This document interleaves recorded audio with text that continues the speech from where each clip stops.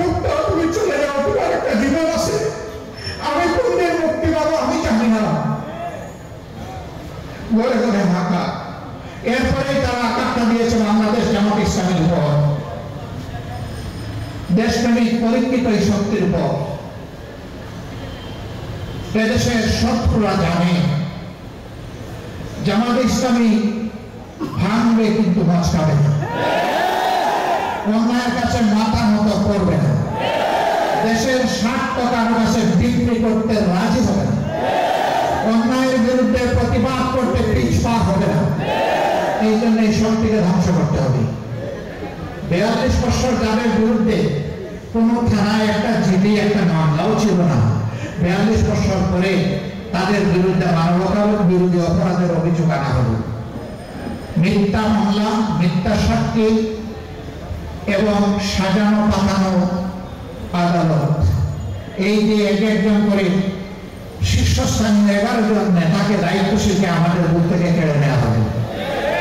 গোলাম আজম রাহিমাহুল্লাহ থেকে শুরু করে জনাব মীর কাসিম আলী পর্যন্ত তাদেরকে আমাদের বুক থেকে নিয়ে নেওয়া হবে। আমরা আল্লাহ শুকরিয়া দেই, আমরা চিন্তিত নই, আমরা দুঃখিত নই। হে আল্লাহ, তোমার কাছে আমরা সাক্ষ্য দিচ্ছি, তোমার যে গোলামগুলো এই সংগঠনের সবচেয়ে উন্নত আল্লাহ চরিত্রের, ইমানের, ইলমের আলোয় আলোকিত ছিল, তুমি তাদেরকে সত্যের জন্য কবুল করেছো। আলহামদুলিল্লাহ রাব্বিল আলামিন।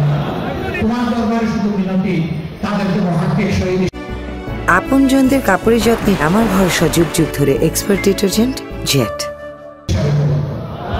আদালতে আদালতে হযরত হামজা রাদিয়াল্লাহু তাআলা মুসলিম তাদেরকে শামিল করে নিয়ে আল্লাহ রাব্বুল আলামিন জান্নাতের সিঁড়িতে আমাদের প্রিয় এই সমস্ত দায়িত্বশীলদের সাথে আমাদের মুলাকাত করিয়ে দিন। তাদের রক্ত, শহীদ নিজামী বলেছিলেন তার শাহাদাতের আগে যে আমার রক্ত বাংলাদেশে কথা বলবে, আমার রক্ত বাংলাদেশে পরিবর্তনের সূচনা করবে। প্রিয় ভাইরা, 1, 2, 3 করে 15.5 বছর জাতির উপরে রাষ্ট্রীয় মূল্যায়ন চালিয়েছে। সবচেয়ে বেশি আঘাত দিয়েছে জামাতে ইসলামী, ইসলামী ছাত্র শিবিরের উপর। আমাদের মতো মজলুম সংগঠন আর কেউ না, আর কারো এতগুলা নেতাকে হত্যা করা হয়নি, আর কারো বাড়িঘর বোমা দিয়ে ভাঙা হয়নি, আর কারো বাড়ি করে আগুন দেওয়া হয়নি, লুটপাট করা হয়নি। আমাদের প্রদানশীল মা বোনদের ইজ্জত নিয়ে টানাটানি করা হয়েছে।